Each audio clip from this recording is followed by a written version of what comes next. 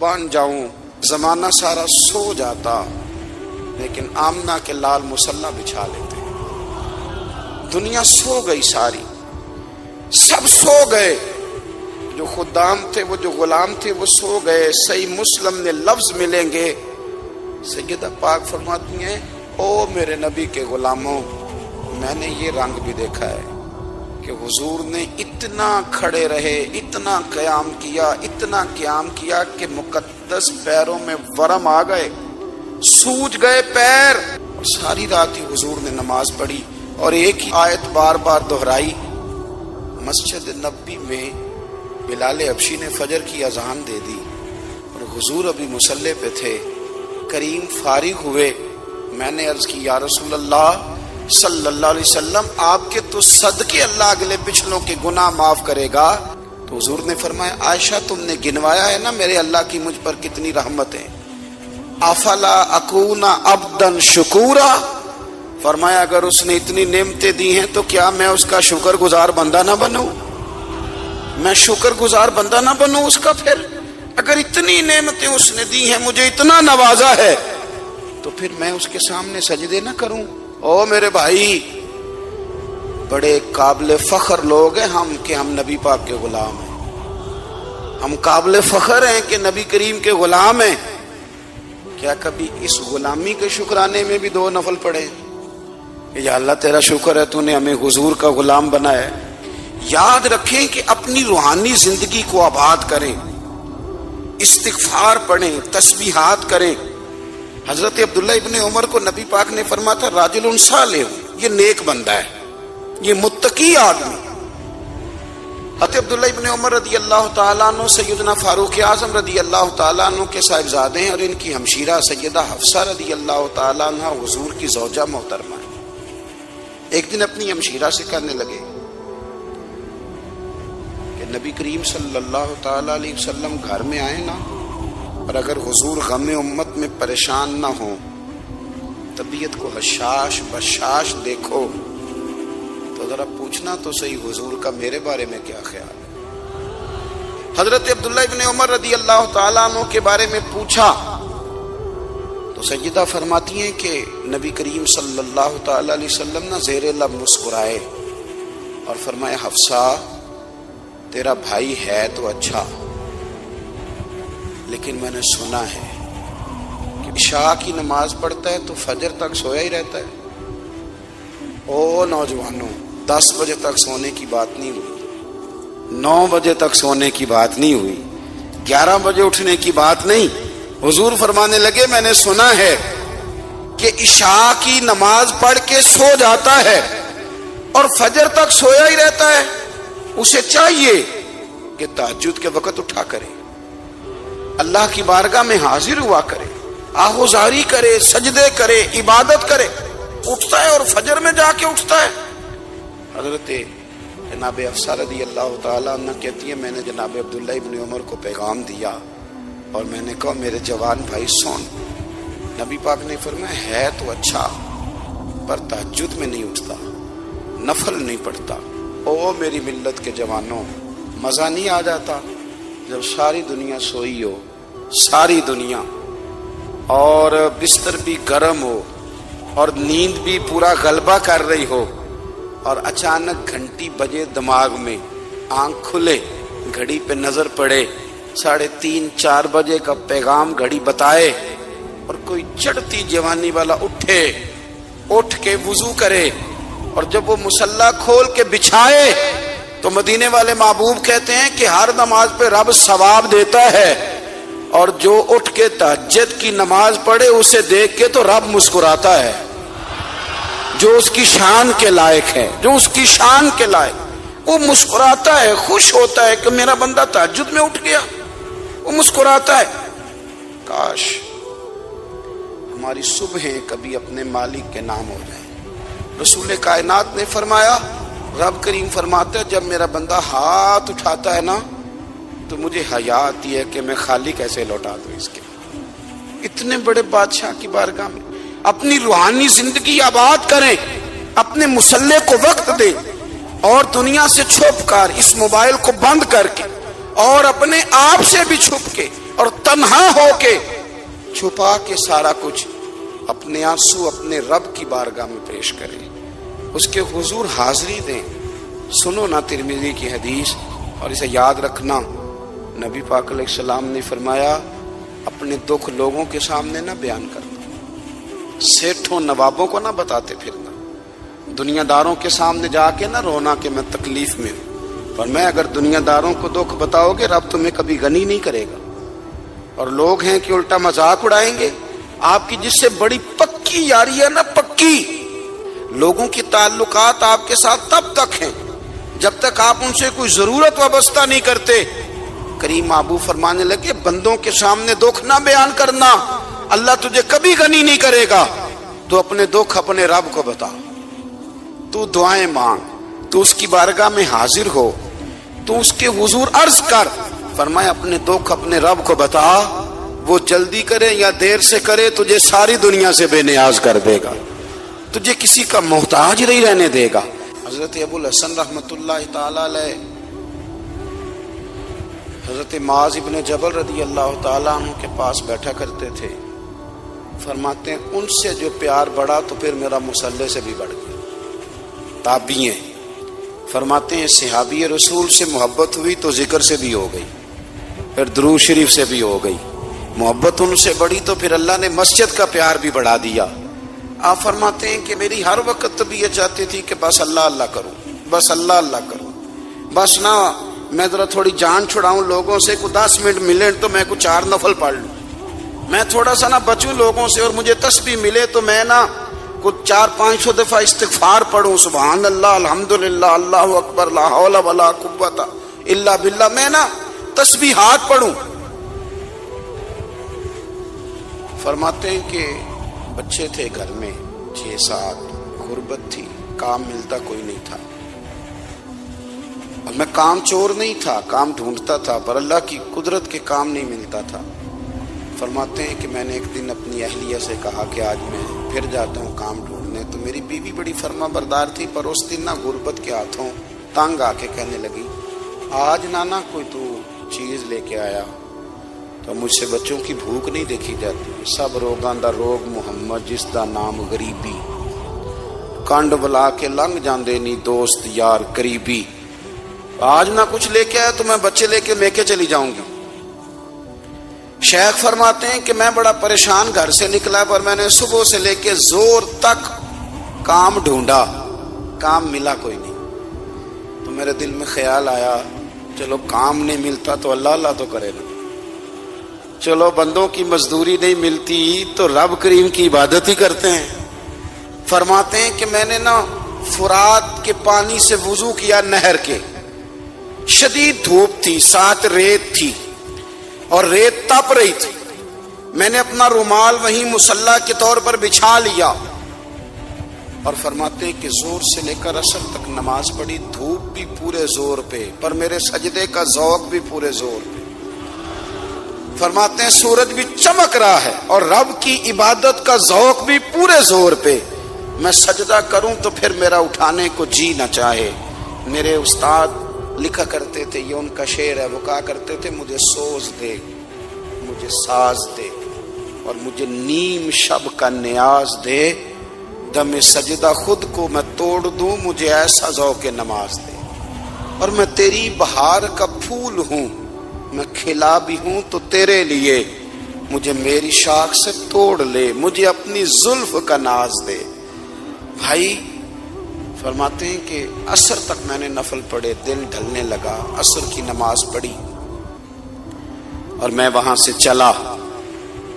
اب میں جب نکلنے لگا تو دل میں خیال آیا کہ چھوٹی چھوٹی دیواریں ہیں گھر کی، بغیر کچھ لیے جاؤں گا تو بیوی دور سے دیکھے گی تو شور کرے گی کہ پھر خالی ہاتھ آ گیا۔ کہتے میں نے اپنے اسی رومال میں جس پہ میں نے نماز پڑھی تھی نا، رومال میں کی آخی دے پنجابی جو صافہ کہتے ہیں، اسی میں نا میں نے کچھ ریت بھر لی کہ وہ دور سے دیکھے گی تو سمجھے گی کچھ لے کے آیا ہے، چلو جا کے اسے بتا دوں گا کہ آج پھر مزدوری نہیں ملی۔ کہتے ہیں وہ ریت لے کر جب میں گھر میں گیا تو پہلے بیوی دروازے پہ کھڑی ہوتی تھی، پوچھتی تھی خالی ہاتھ آ گئے ہو؟ آج میں نے دیکھا تو ہے ہی کوئی نہیں۔ فرماتے ہیں میں اندر داخل ہوا, سلام لی, ایک کونے میں میں نے وہ رومال رکھ دیا اور میں نے آواز دی کہ بھلی مانس کہاں ہو؟ تو وہ کہنے لگی آپ منہ ہاتھ دھو لیں, میں روٹی لے کے آئی.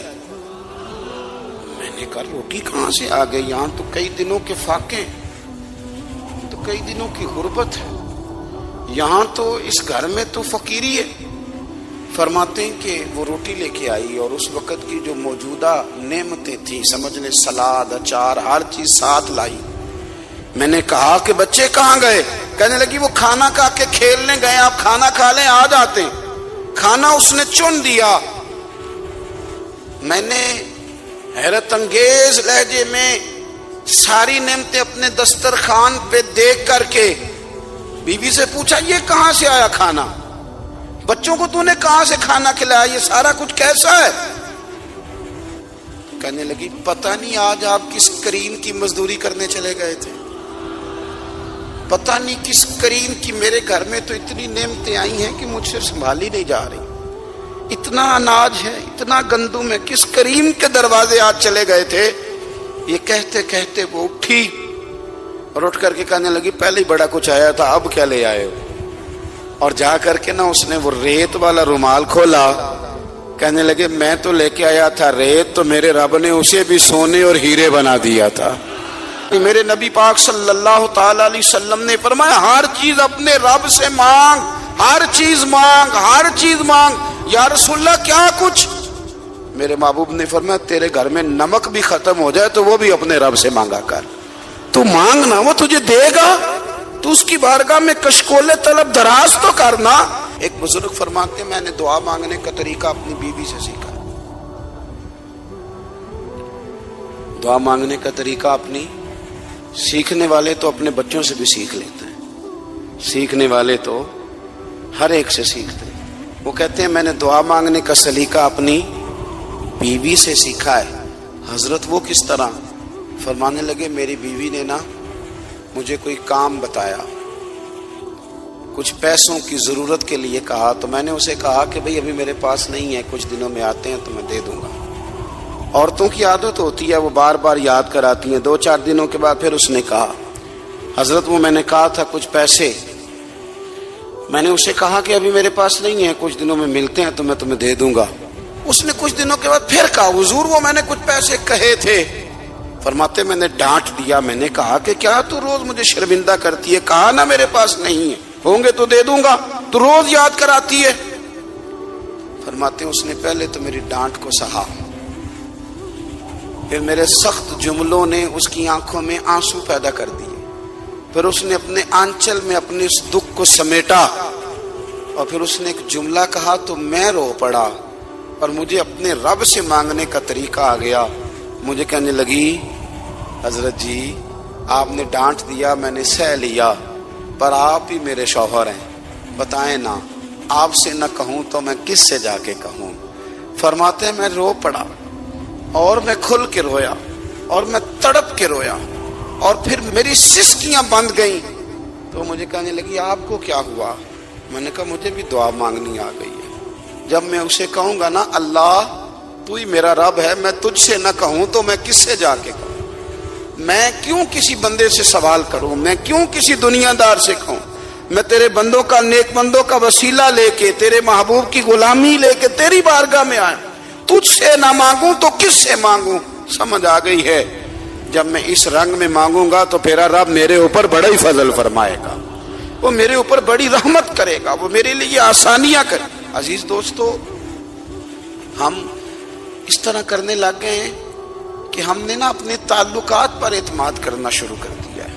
میرے تعلقات بہت ہیں, ہم نے اپنی دولت پر اعتماد کرنا شروع کر دیا ہے, میرے پاس دولت بہت ہے. ہم نے اپنے علم پر, اپنی شہرت پر اعتماد کرنا شروع کر دیا ہے کہ میرے پاس فلاں چیز بہت ہے. یاد رکھنا جب بے نیاز اپنی صفت بے نیازی دکھاتا ہے تو بڑی بڑی دولتوں والے مجبور نظر آتے ہیں. بھائیو جب انسان کا رشتہ اپنے مالک کے ساتھ ہوتا ہے پھر تو غم بھی کچھ نہیں کہتے, پریشانیاں بھی کچھ نہیں کہتی, پھر تو زندگی صبر والی, پھر تو زندگی توکل والی, پھر تو زندگی بھروسے والی, پھر انسان اپنے آپ کو رسوا نہیں کرتا. دنیا داروں سے امیدیں اس کی ختم ہو جاتی، امیدیں اللہ رسول سے لگا لیتا ہے، مضبوط ہو جاتا ہے، مضبوط، طاقتور ہو جاتا ہے، خوددار ہو جاتا ہے، باوقار باعزت ہو جاتا ہے۔ حضرت عبداللہ ابن عمر رضی اللہ تعالیٰ عنہ حضرت عمر کے صاحبزادے، مکہ مکرمہ میں ان کی قبر ہے۔ میں نے جب انہیں پڑھا تو مجھے ان سے بڑا پیار ہو گیا، لیکن آپ کو پتہ ہے وہاں جا کے کسی شخص کا مزار تلاش کرنا یا پوچھنا ایک مشکل کام ہوتا ہے۔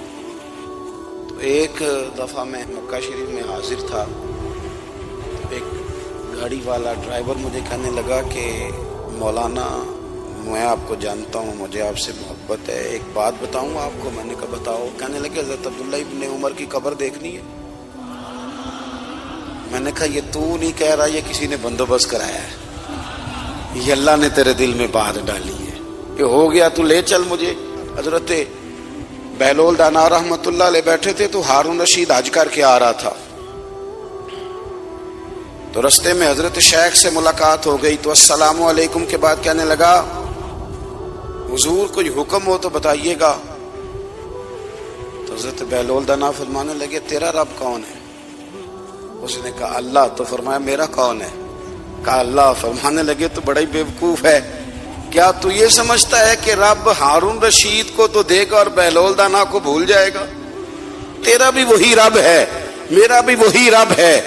اس نے اگر تجھے دے کے آزمایا ہے تو ہو سکتا ہے مجھے نہ دے کے آزما رہا ہو۔ جب اس کی حکمت کے تقاضے ہوں گے تو عطا کرے گا اور دے گا، تو جا اپنا کام کر۔ بھائی اپنی روحانی زندگی، اپنی عبادات، اپنے وظائف، اپنے روزمرہ کے معاملات، اپنی دعائیں، اپنا استغفار، دیکھو مشکل کام تو نہیں 2 رکوع ہیں سورہ واقعہ کے، اگر رات کو پڑھ لی جائیں تو میں کس طرح یہ بات بیان کروں کہ تعویذ بانٹنا آسان ہے اور وظیفہ بتانا مشکل ہے۔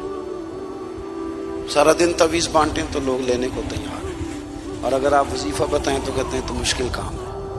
او خدا کے بندے، اگر آپ کا تعلق قرآن پاک کے ساتھ مضبوط ہو، قرآن پاک کے ساتھ اگر آپ کا رشتہ ہو، لوگ سفارشیں ڈھونڈتے ہیں نا دنیا میں، کوئی تعلق مل جائے تو میرا کام ہو جائے۔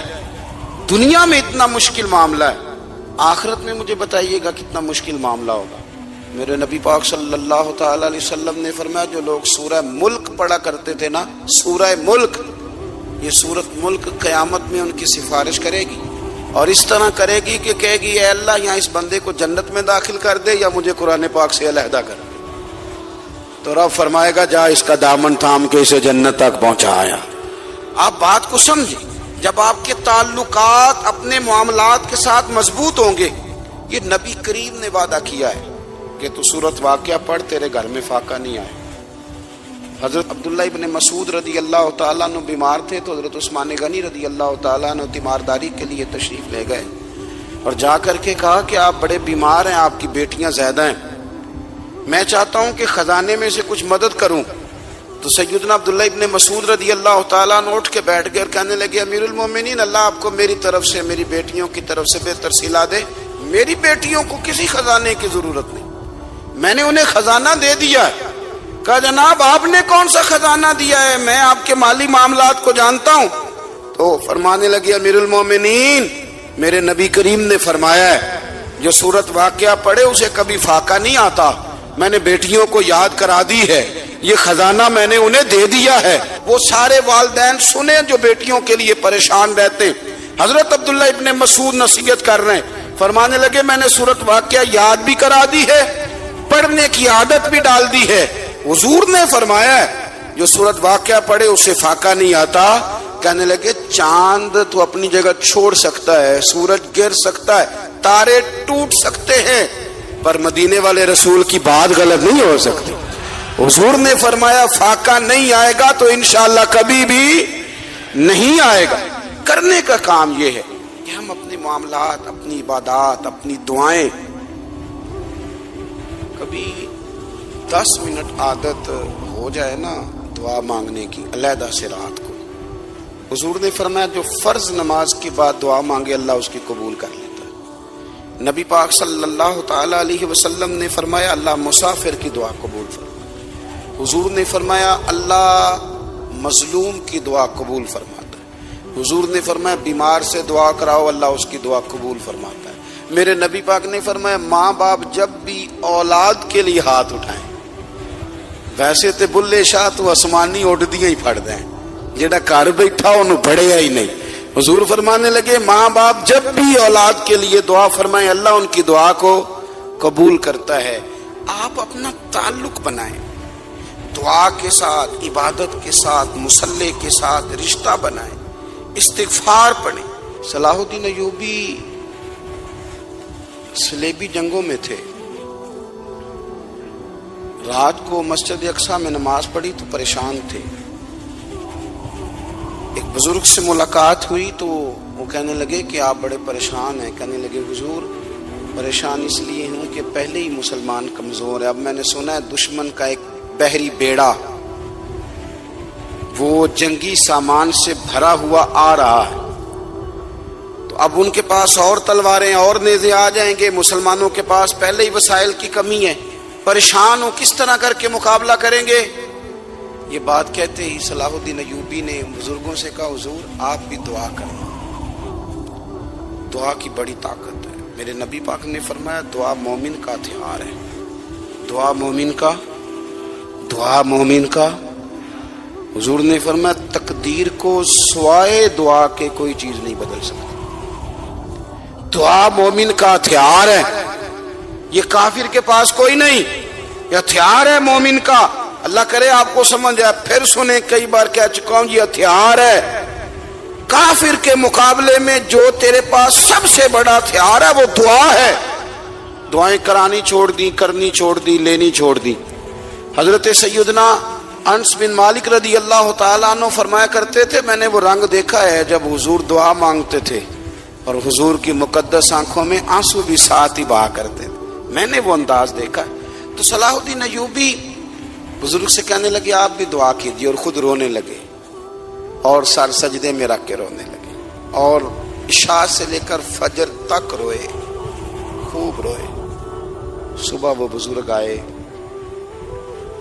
تو صلاح الدین ایوبی کا خوبصورت اور ہنستا ہوا چہرہ دیکھا، کہنے لگے آپ بڑے خوش ہیں، رات تو میں نے بڑے روتے ہوئے دیکھا تھا۔ تو کہنے لگے حضور وہ جو بحری بیڑا آ رہا تھا نا وہ پانی میں ڈوب گیا ہے، اب وہ نہیں آ رہا، ابھی خبر آئی ہے تو میں بڑا خوش ہوں۔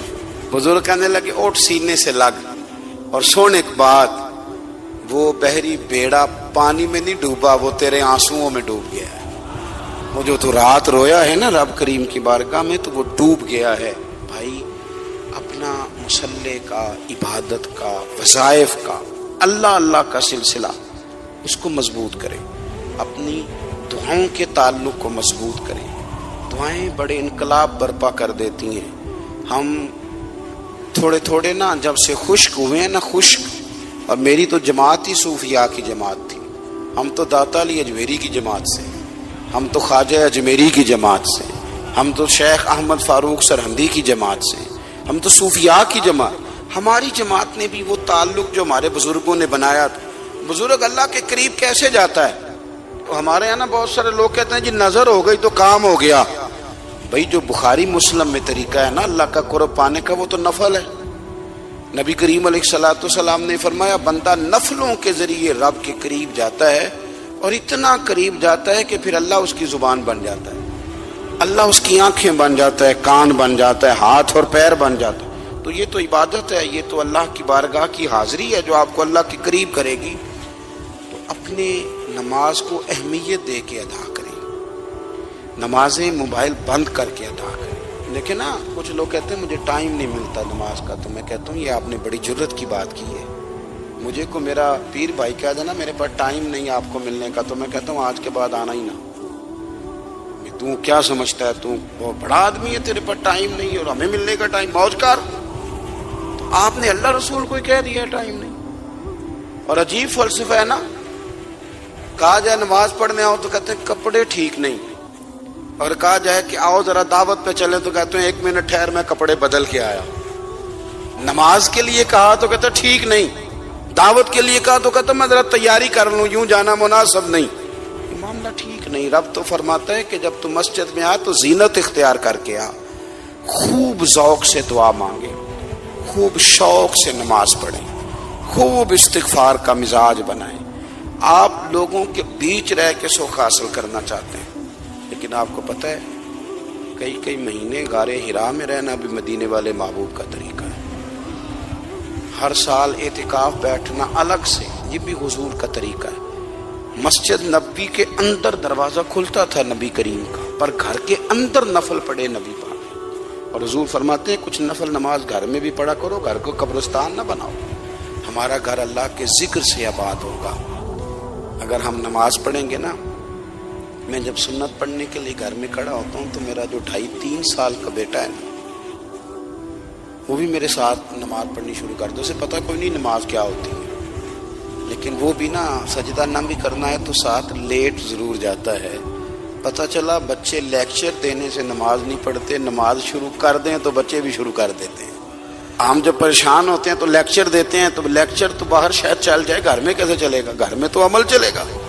تو میرے عزیز، آج کے اس روحانی اجتماع میں ہمارے دوستوں نے جو محنت کی، ہم نے بار بار اپنی نیت سے پوچھا، خدا ہمیں معاف کرے اگر کوئی ذاتی شہرت ہے، کوئی ہمارے ذاتی مفادات ہیں، رب ہمیں ہدایت دے۔ ہماری یہ خواہش تھی کہ روحانی اجتماع ہمیں تھوڑا سا اللہ اور اس کے رسول کے جانب مائل کرے، کچھ ہمارا رشتہ مصلی کے ساتھ مضبوط